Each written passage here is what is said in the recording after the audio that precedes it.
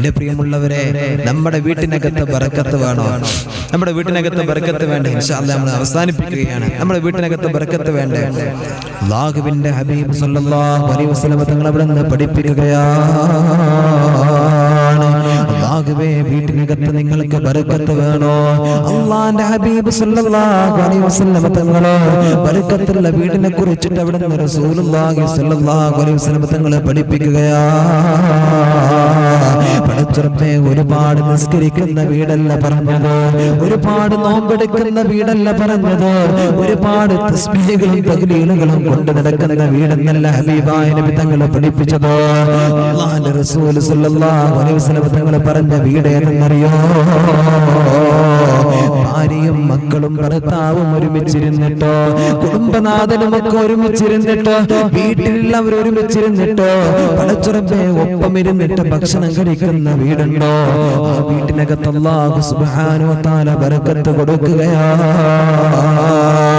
പടച്ചുറപ്പെ, ഇന്ന് പല വാപ്പമാർക്ക് മക്കളെ പറ്റുന്നില്ലല്ലോ, മക്കൾക്ക് ബാപ്പയെ പറ്റുന്നില്ലല്ലോ, മക്കൾക്ക് ഉമ്മാനെ പറ്റുന്നില്ലല്ലോ.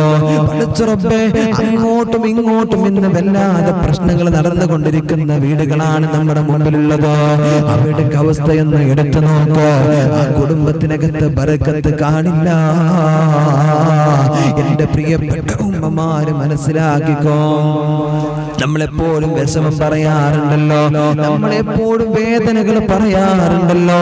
നിങ്ങളുടെ വീട്ടിനകത്ത് ഭക്ഷണം കഴിക്കുന്ന സമയത്ത് നിങ്ങൾ ഒരുമിച്ചിരുന്ന് കൊണ്ട് ഭക്ഷണം കഴിച്ചാൽ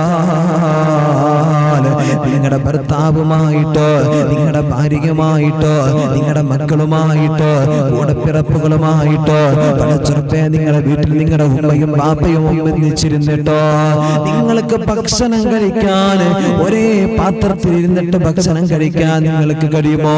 ഒരേ ടേബിളിൽ ഇരുന്നിട്ട് ഭക്ഷണം കഴിക്കാൻ നിങ്ങളെ കൊണ്ട് കഴിയുമോ? എന്നാ നിങ്ങളുടെ ജീവിതത്തിനകത്ത് ബറക്കത്തുണ്ടാകും, നിങ്ങളുടെ കുടുംബത്തിനകത്ത് ബറക്കത്തുണ്ടാകുമെന്നോ അതാ ഹബീബായ റസൂലുള്ളാഹി സ്വല്ലല്ലാഹു അലൈഹി വസല്ലം തങ്ങൾ നമ്മെ പഠിപ്പിക്കുകയാണ്.